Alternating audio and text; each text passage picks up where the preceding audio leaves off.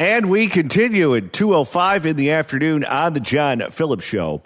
Mr. Randy Wangs in Culver City. Carl writes in at johnnydon'tlikeshow@gmail.com on the idea of a live show with Shang Tao. Gentlemen, please make this happen. I will gladly drive all the way up to Oakland from Orange County and pay whatever cover price you want. That's right. I like that. That was amazing. Oh, we'd have to play a huge theater. Maybe in Las Vegas. Maybe that's where we should do it. Right on the Strip. Put her name in lights. You think she'd come talk to us? Well, if we were paying. Yes, they do. Yes, they do. I mean, as far as we know, she doesn't have any sources of income right now. Oh, no. No, and she'd be playing the showroom, not the lounge. Actually, it would be very fitting. Here's what we do. We bring Shangi to whatever casino floor is closest to where they're building the new A's stadium. And we still got our Oakland A's, baby. And can't she entertain the audience by manipulating her fingers? Not a day goes by where I don't wish I could just wave a magic wand and silence the gunfire. Oh, I know what you're talking about. Wait, let me see if I can pull this up. I have it on the board at home, but I think I still have this. Shang finger. Is that what I called it? Oh, here it is. Shang's hidden talent, everybody. A couple of fun facts is that I am double jointed in my finger, and I thought for a while that everybody could do this. Turns out not everybody could do this. Let's see the Blue Man Group do that. I miss covering her. It was a lot of fun. Barbara Lee is boring as hell, and it's the same bad policies. Quite frankly. She also is hiding from everybody all the time. Yeah, she's followed in the footsteps of Ron Dellums. You say what you want about Shang Tao and her failed policies. She would do the gambit of the Bay Area news channels like on a weekly basis. You'd see her for 7 minutes at a time on PIX and KGO and KTVU and Cronford. She'd do all of them. Okay, let's move on to the city of San Bernardino, where the homeless have gotten on the last nerves of some residents. It is becoming an evolving trend, creative ways to get the homeless out of your establishment. And for one shopping center in San Bernardino, the idea is, why don't we just play a very loud soundtrack of the sound of cats fighting? Cats fighting? Yes. For more, here's Fox 11 in Los Angeles. Only on Fox 11 tonight, a strange new sound echoing through the night in San Bernardino has some people freezing in their tracks. Yeah, we've seen businesses use lights and music to deter the homeless from camping on private property. But as Fox 11's Matthew Seedorf reports tonight, this tactic is a whole other animal. Oh, my goodness. Okay. How could you concentrate enough to find your own vein if you have to listen to that? A bold new homeless deterrent in this San Bernardino shopping center. It sounds like a horror house. Well, what do you think the encampment sounds like? A meow mix of fighting and hissing cats. Oh, Seedorf. You know what? I'll take it. This story's so ridiculous. Do whatever you want with it. A meow mix of fighting and hissing cats. Played on repeat all night long. You know, some places it was classical music. Some places it's chirping noises. If you are playing the sounds of cats fighting or doing something else that sounds like fighting, you really have had enough with these people. Oh, let me tell you, whoever it is that manages that shopping center got so upset that they scoured Reddit for hours and hours and hours to come up with this. Played on repeat all night long. There's a lot of people that come to drive through at Wendy's. They think that it's like a shelter and they're like torturing cats. Well, Dave wouldn't do that. By the way, that is some fast food addiction. If you're sitting in the drive-thru at Wendy's and listening to that noise over and over and over again just to get your Big Bacon Classic. Well, imagine if you're the cook.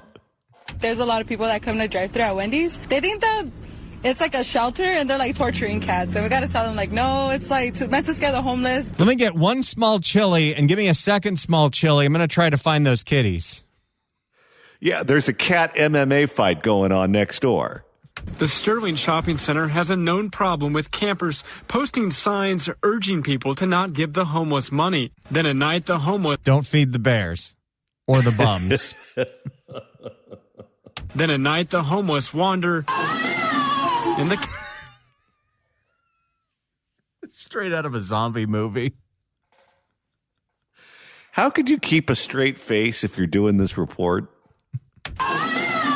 In the cats. This is one of those, a lot of times the assignment editors will send reporters to just horrific things that no one wants to see, but someone has to cover, people losing lives.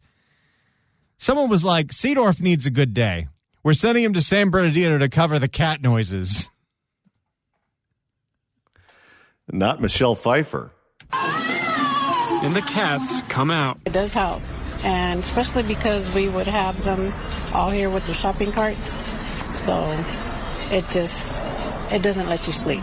That's the main thing. And for extra measure, if you get too close to the property, they have these sensors.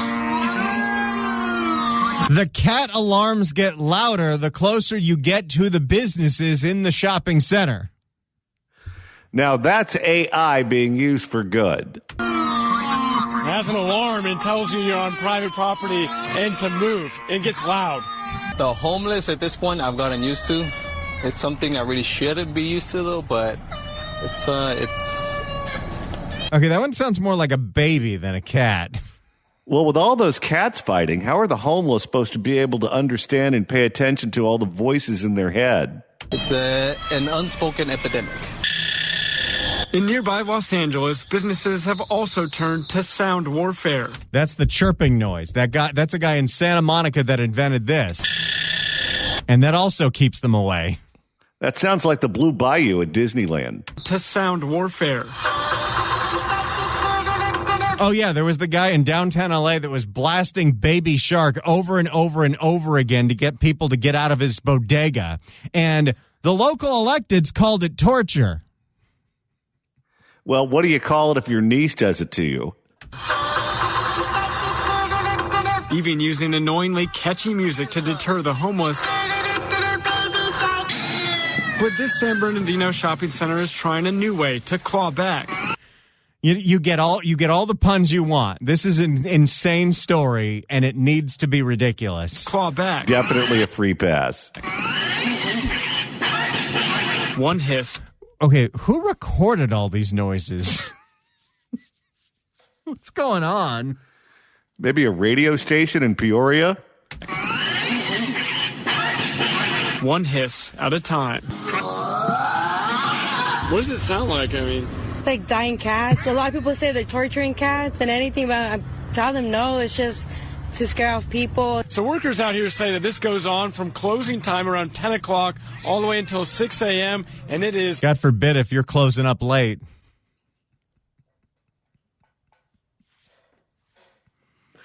Yeah, that can't be pleasant. All the way until 6 a.m. and it is very loud. Reporting in San Bernardino, Matthew Seedorf, Fox 11 News. It's got to be a really interesting life to live in the city of San Bernardino, not the county, but specifically the city of San Bernardino, because on one side of the street, you have a shopping center that's playing screaming cat noises all night. On the other side of the street, you have the NOS Center where all the raves are. And then you have a Wendy's squeezed somewhere in between them. What are you going to do? So that's what's going on in San Bernardino. Now, in Northern California, they're having a different problem with the homeless. In Northern California, what we have seen, and I don't know if this is a reaction to Matt Mahan getting really tough on all the RVs that were in Columbus Park, but the homeless are migrating to the much wealthier parts of Santa Clara County, including Mountain View, Googletown. For more, here's KPIX. It is an eye-opening snapshot of the housing crisis in the South Bay. A new report found that homelessness is rising, but not necessarily in the cities that you might expect. typically the people that live in these towns are the people that work for Apple or Google or Facebook or what have you. I don't think they're the ones pitching the tents. No, but if San Jose is getting rid of them, they don't want to go to, rehab or a homeless shelter. So they just show up to some other city. And in this case, it's the affluent suburbs. Santa Clara County saw an 8% increase in the homeless population over the last 2 years. According to a January count, nearly 2/3 of the county's unhoused people are living in San Jose, but the numbers there only grew slightly. The report found that major spikes on the west side of the county were happening in some of the most expensive communities in the entire Bay Area. In some cities, the unhoused population more than doubled. Dahlin is in Mountain View with a look at what could be driving that trend in Silicon Valley. Wow, how rare for Dahlin. Usually he's got to drive east to Oakland. He's getting to drive west and do a story in Mountain View. And when he doesn't have to go to Oakland, it's usually Vallejo. This is all new territory for him. The smaller and more affluent cities in the northern part of Santa Clara County are seeing the biggest spikes in homelessness. Again, these are some of the most expensive cities in the Bay Area. Cupertino's number jumped 110% compared to 2 years ago. Palo Alto is up 100. I wonder if the RV dwellers in Cupertino have iPhones. Now, usually, when there's homeless people in Cupertino, they're former employees of IBM. I just thought of something. Again, correlation does not necessarily mean causation. But is it all possible that you can tie the spike in homeless people in RVs in Cupertino to that Whole Foods getting shut down for rats? I don't know. Inquiring minds want to know. Could also be that Bezos is cheap. Palo Alto is up 103%. The city of Santa Clara, 72%. And here in Mountain View, homelessness is up 56%. A drive down Mountain View's Lake Horn Street. It's hard to miss the RVs lined up here and on nearby streets. We stay here for 2 years, maybe 20, 25 RVs. Now it's 70, 75. The RVers don't like the other RVers coming in and taking over their territory. They're newbies. More. The people in the San Jose or East Palo Alto or Redwood City coming here. Ruben El Mazo was one of the first RV dwellers on Lake Horn Street. He says most of the new arrivals showed up within the last year. He often reminds them... Well, someone needs to tell him that they don't want him either. He often reminds them to follow their rules so everyone can stay longer. That means no visible trash and no blocked sidewalks. Don't mess up this good thing we've got going here. Wait, so this is the homeless HOA guy? Yes. He wants to keep things as clean as possible so no one kicks him out, so he can sit outside and hear the concerts at the Shoreline Amphitheater. We debated this at one point in the past, whether or not there's such a thing as homeless Karens. It's for the people, see everything is clean, no have complain. I talk to the older persons, hey, you need it clean, you need it nothing to stop outside, respect for everyone. His experience. How's that working out? Not so much. Those kind of conversations can lead to a stabbing or an RV being set on fire. His experience matches the county's latest point-in-time count report. It shows Mountain View's homeless population jumped from 562 in 2023 to 879 in January 2025. It is kind of funny to cover these stories about the spikes in homeless in the Bay Area, where they're going from, in Mountain View, which isn't a big town, but 500 to 800 people. City of LA has 48,000. Ruben and others say sky-high rents in Silicon Valley. Like even San Francisco, the number's not that big. It's a few thousand. Well, here's the thing. They're complaining about the cost of living. Okay, move to Modesto. It's cheaper there. If that's too expensive, move to Barstow. It's cheaper than Modesto. Just keep going. For one room or one apartment is very expensive. It's $3,500. Yeah, but you don't have to live in Mountain View. No. crazy. Mountain View is one of the most expensive places to live in the United States, and that would be one of the most expensive places to live in the entire world. See, equity is that there are slums in Mountain View and Sunnyvale and Marin County as well. That's exactly what they mean. Mountain View Mayor Ellen Kamei says encampment sweeps in San Jose have pushed more people here. She also Don't blame Matt Mahan for doing his job. Nope, he's doing his job. You should too. That's what the city of LA used to do over and over and over again. Well, it's not our fault that there are so many homeless people. It's those bastards in Burbank that are pushing them here. Burbank's doing their job. She also says the city offers more homeless services compared to other small cities. That's drawing even more people to stay. Yeah, but shouldn't that tell you something? No kidding. In Mountain View, that's why we're seeing an increase in vehicles. We're one of the few cities that allow people to be able to park on our city streets. The city has... Yeah, that's a mistake. Yeah, then guess what? Enjoy your new neighbors. If you allow RV parking on any street, this is what happens. Because your actual RV owner that uses it as a recreational vehicle, they're parking it at campsites or Camping World or in their backyard. If they're parking it on city streets, it's because they're bums.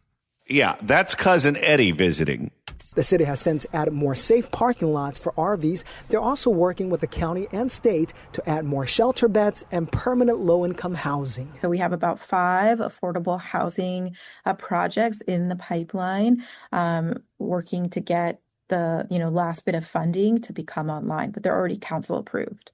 So, by the way, if you're wondering what that means, this is all subsidized housing. This is your tax dollars going to build slums in Mountain View. This is so stupid. This is so stupid where no one feels like they have the right to say, move to a cheaper city. They're going to build low-income housing in a place where it's going to cost a fortune. It's going to alleviate the issue for a handful of them. The RVs aren't going to go anywhere, but they'll feel good about themselves. You know, I'm sick of these 110-degree summers. By equity standards, I should be able to leave the San Fernando Dumpy Valley and get a home in Seal Beach. That's fair, right? Equity. Ruben hopes to move into one of those units. He's on disability, but works part-time as a janitor to save money for an apartment.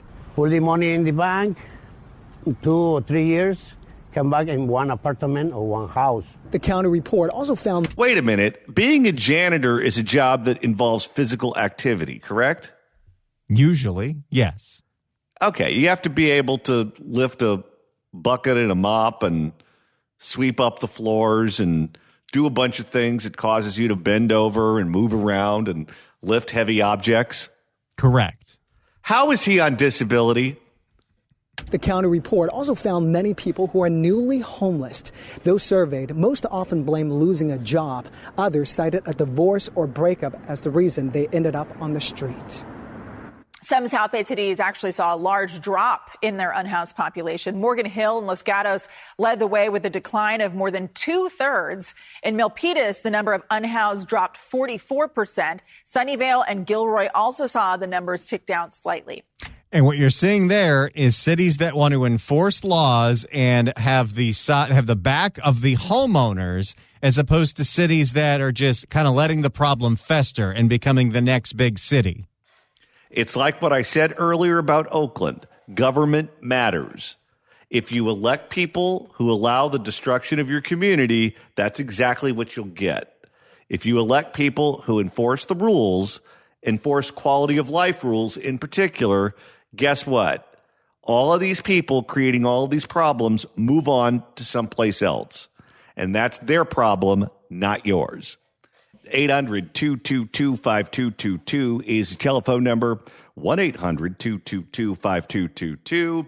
And now that we're 25 minutes away from the end of the show, if you want to continue listening to us after we sign off, Randy, that's easy to do. All you got to do is search for The John Phillips Show wherever you get your podcasts. It could be the Apple Podcast app. That's the one that I use. You could use iHeart, Spotify, Search for The John Phillips Show, hit subscribe. You can download all the episodes. You could do a Google on the YouTube, get the free KABC app, get the free KSFO app, get the free KMJ Now app. We're on that stations for a special edition of the Fix California Hour every Saturday at 2. So many different ways to listen live to these radio stations. Download all the podcasts. Go back in time and listen to when we originally found that clip of Shangy. A couple of fun facts is that I am double jointed in my finger, and I thought for a while that everybody could do this. Turns out not everybody could do this. And right now it's time to open up the California Crime Blotter. If the cashier is dummy. Questions? And Randy, the first edition takes us to a very familiar neighborhood. Sherman Oaks, specifically right around the corner from where we just had a live broadcast at the wonderful Pineapple Hill Saloon. At Van Nuys and Ventura, there is a Chevron where someone was pumping gas and people rolled up and robbed him of his Rolex. Now, just to be clear, this is not the same gas station where we got the "if the cashier is dummy" clip from. No, that was Lakewood. If the cashier is dummy. And if you're thinking this sounds similar to a different story of someone getting their Rolex stolen, that was in a Vons parking lot in Reseda. Now that we've cleared that up, let's find out what happened. Here's KCAL. Developing tonight, a Rolex robbery in Sherman Oaks. A man robbed of his watch while... I will say, people can poo-poo the electric cars all they want. One of the best things about owning one is not having to feel like a sitting duck at a gas station. Well, if everyone's going to get their wristwatch stolen, I'm going to start telling time based on the position of the sun. A man robbed of his watch while pumping gas. Yes, it happened during rush hour yesterday, right off Ventura Boulevard. KCAL News reporter Zach Boeto is live with video of the crime. Zach? You can literally see the In-N-Out burger in the background of the shot. Pat Rudabay, good evening. Good. Pat Rudabay, good evening. LAPD still searching for these three suspects who were seen pulling into this Sherman Oaks gas station here on... And what did we find out? That's one of the few In-N-Out burgers that has to pay for security. Well, we talked to the security guard. He came over to the live remote that we did. There's an In-N-Out burger a few miles away from there, near where I live. No security needed. But the In-N-Out burger in Sherman Oaks, which is supposed to be one of the more ritzy parts of the valley, needs a security guard. What does that tell you? Pat Rudabay, good evening. LAPD still searching for these three suspects who were seen pulling into this Sherman Oaks gas station here on Van Nuys and Ventura Boulevard, grabbing the victim while he was pumping gas, stealing his watch, and taking off. Three guys attacking one gentleman. And looks like they're stealing his watch. New security video shows three suspects. It's crimes like this that led the former police chief of Los Angeles to say, don't wear jewelry. You know what's funny is at the gas station that I go to, they have little televisions out there, and they show clips from the news. And generally speaking, it's a crime story. Imagine if you're out there pumping gas and you're looking at the news near the pump, and it's a story about you getting robbed the day before. New security video shows three suspects jumping out of a black car and tackling a man to the ground as he pumps gas in Sherman Oaks. The suspects wrestling for the man's Rolex, then snatching the watch and speeding off. That's really messed up that happened and stuff. People work hard for their stuff. It's unbelievable.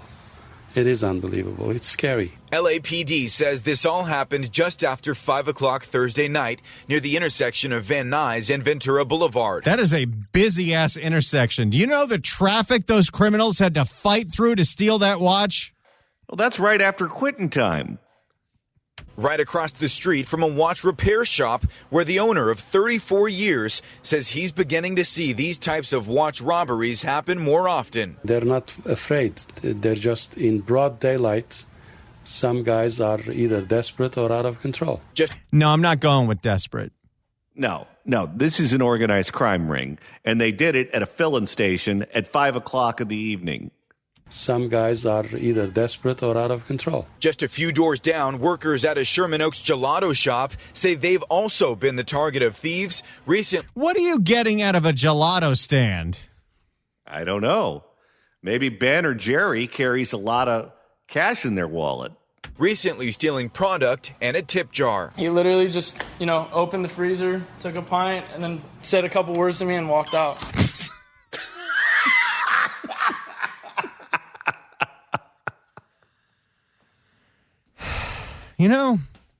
I don't have to live in the Valley. I'm going to get back on Zillow. Well, sometimes they break into the grocery stores or they break into the liquor stores to steal booze. Maybe when they broke into the gelato shop, they stole the rum raisin. LAPD says Thursday's thieves got away with the watch in a black Audi A6 or S6. The watch store owner says the value of the Rolex reported stolen can be between $5,000 and $25,000 or more. And while he said that's a lot of money for wristwear. Yeah, I would never pay that for a watch. Aren't swatches like $12? And don't those expensive watches all look gaudy anyway? Some people are into that. Who's going to spend that kind of money to look like Liberace? Can be between $5,000 and $25,000 or more. And while he says the sentimental value may be irreplaceable, it's not worth risking a life. The life is more important than the object. What's the sentimental value of a Rolex? Is it like that scene in Pulp Fiction? Well, maybe that guy can just keep an alarm clock around his neck like Flava Flav. Back out here live, LAPD says those suspects used a hidden gun to coerce the victim into giving up his Rolex watch. Detectives are now searching for 3 men around 6 feet tall and 160 pounds, getting away again in that black Audi A6 or S6. Pat Rudabay? Probably stolen. Probably. Come on. So there you go at a Sherman Oaks gas station on Ventura Boulevard in the middle of rush hour. This guy's pumping gas and gets his Rolex stolen. I don't know how you get away from that area quickly. You don't. Well, that's the thing. You can't get away from there quickly, but also the traffic is so bad that even if LAPD had good response times, good luck getting there. I guess you could just drive through the middle lane where people use it to turn, or maybe on the sidewalk. I don't know. There are ways of getting from point A to point B, even when there's a lot of cars on the road, if you're willing to break the rules. But my God, it's hard to imagine that you can do something like that and get out of there lickety-split at that time. It's one of the unintended side effects of reporting on stories like this that our local news stations do and us commenting on them is you just find out how easy it is to commit some of these crimes. Too easy. If you'd like to email the show, you can do so at johnnydon'tlikeshow@gmail.com. That's johnnydon'tlikeshow@gmail.com. And Randy, you're monitoring the mailbag. Here's an email titled The RVs in Cupertino. All of the RVs in Cupertino are about a block away from the Whole Foods and in the side streets of the Target and the office buildings of Apple, and Apple workers just walk by. There's also a lady that sits half nude in the junk she's collected behind a restaurant in the Target Center. They interviewed a woman who rents one of the RVs for $900 a month. She has 2 kids. Residents in Cupertino have complained and wonder where the waste is going. We pay a clean water tax added to the property tax. So much for the clean waters in the waterways. That's Patty in Cupertino. A lot of truth in that email. All right, Randy, it's time to reopen the blotter. If the cashier is dummy. Questions? And this one involves an unusual tactic being used to try to stop crime from occurring. There is one business owner that is so sick of thieves going after his business, he wants to get a Wile E. Coyote on their ass. Uh-oh. He wants to put a bear trap in there. Won't that snap your leg clean off? Maybe it's a weaker model. Or maybe he's had enough. For more, here's Fox 40 in Sacramento. A Sacramento man tells Fox 40 he feels violated and frustrated after a series of break-ins at his warehouse. Now he's reimagined his entire security system and is determined to get his belongings back. Thanks for joining us tonight for Fox 40 News at 5. I'm Nikki Lorenzo. And I'm Eric Harriman. Fox 40 Sierra Krug joining us live in McClellan Park with more on his story. Sierra. Well, Eric, Nikki, take a look at this fence right here. Obviously, it's all patched up right now, but I'm told this is the exact spot where thieves sliced through from the bottom to the very top, making a way for them to walk right through and have access to this entire area. You can see just how close it is to these warehouses. The place is booby-trapped now. Sounds like it. The place is booby-trapped now. Somebody watched Home Alone and got all the right messaging. I wonder if he hired Macaulay Culkin to install them. The place is booby-trapped now. Jonathan Beecham owns Beecham Construction. He's a contractor who helps build medical, dental, and commercial facilities. To do that, he needs his tools, which he keeps in his warehouse in McClellan Park. But earlier this month, some thieves made his job a lot harder. Securitas came out, found a hole had been cut in the fence. Security cameras capturing everything. Around 3 o'clock the next morning. They came back and actually started stealing stuff. But it didn't stop there. So first they cut a hole, then they come back and realize, well, no one's fixed that yet. Time to go raid the warehouse.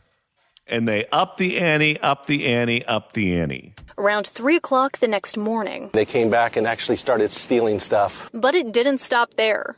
A group returned again days later on September 7th. According to the footage, there were at least 4 different people involved in this series of thefts. Take a look to see if you might recognize any of them. Beecham tells Fox 40 they got away with... You know, there are some things I could probably cut out of these.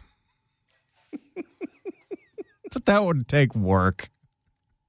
Beecham tells Fox 40 they got away with lots of Milwaukee tools, some lasers, and hunting gear. Some lasers? What do they have lasers for? What I took personally was my compound bow. It's deer season right now, and I came back from that overlanding trip to go deer hunting. And what kind of warehouse is this? I thought he was making dental offices, but he's also got a bow and arrow in there? Well, he sounds like an avid hunter. Well, he's got a new prey. It is the most dangerous game. And when I saw that was walking out with all the other stuff, that made me maddest the most. Beecham has a project coming up and has to replace about $8,000 worth of tools for that job alone. Roving patrols, a potential electric fence in the works. The warehouse has taken security to the next level. But so has Jonathan. I asked the sheriff what the legality was about me putting bear traps inside. Well, I guess you could theoretically make the argument that a bear might break in. I asked the sheriff what the legality was about me putting bear traps inside, and he said, "It's your building. Do what you want." Do you think the L.A. County Sheriff would give that same advice? No, they would not. You know what Robert Luna would say if you told him, "I don't feel safe anymore. I want to put bear traps in my warehouse"? I need you to not feel that way. Yeah, that might be a tough putt, trying to argue that you're afraid of a bear at a warehouse in Los Angeles County. And he said, "It's your building. Do what you want. If we come and there's a thief stuck in a bear trap, we're not going to feel sorry for him." The business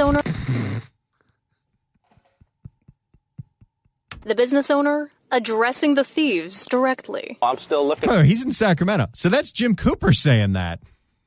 Yeah, Jim Cooper has zero regard for people robbing warehouses. The business owner addressing the thieves directly. I'm still looking for you. A couple of my tools have Bluetooth trackers, and they're internal. They can't be deactivated, so they'll turn up. Yeah, I'd be careful. This guy's a hunter. He's got a new thing to track. Now, here's what's crazy. Let's say you're the one that stole his tools and you sell them on the black market. You're going to have someone who purchased tools, maybe even online, who has no clue that they're stolen.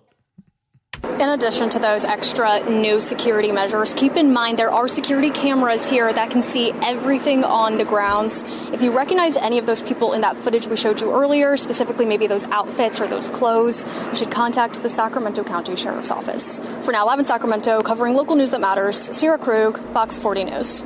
So watch out if you feel like breaking into warehouses in Sacramento, because this guy's got traps and weapons.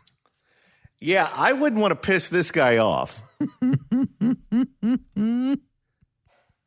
And the fact that he went to the news and he's willing to put word out that if you come rob him again, you've got a bear trap waiting for you, leads me to believe that he's not worried about any negative publicity if you end up getting caught in the bear trap. All right, Randy, I think we have time for one more addition to the blotter. If the cashier is dummy. Questions? And this one takes us back to the San Fernando Valley. I got to move. This one is very close to where I live. A woman got robbed at a car wash in Reseda. Were the ladies of Reseda there to witness it? Well, let me check. They're over on Tampa and Victory. I'm pretty sure I know the car wash that this happened. And if I'm not mistaken, it's Van Owen and Reseda right next to that Taco Bell. A violent robbery. Here's Fox 11. A violent robbery at a Reseda car wash. Surveillance cameras rolling as a nursing student is pushed to the ground before losing her life savings. That robbery victim just came from the bank. Fox 11's Chelsea Edwards is live now in Van Nuys with the exclusive story for us. Chelsea. Susan, police believe that the thieves followed her from the bank to the car wash, then waited till she wasn't paying attention to rob her, not once, but twice. It is not safe to withdraw money in Los Angeles. Nope, not with your back to the public. A brazen robbery caught on camera. Watch as this white Jeep pulls up next to a woman cleaning her car at a Reseda car wash. While she vacuums, someone sneaks in and grabs her purse.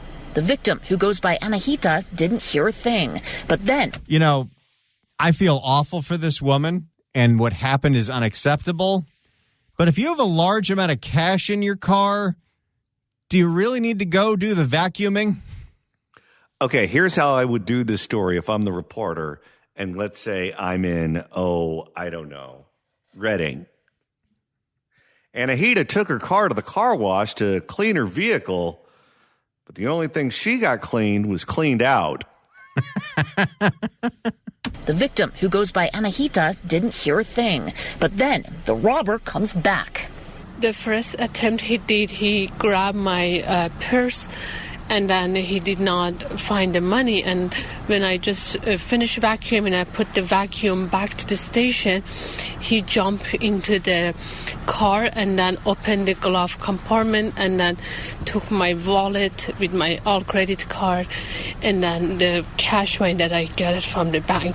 The criminals double backed after they realized the purse didn't have anything in it. So they came back for seconds. I got to get out of that valley. I really do.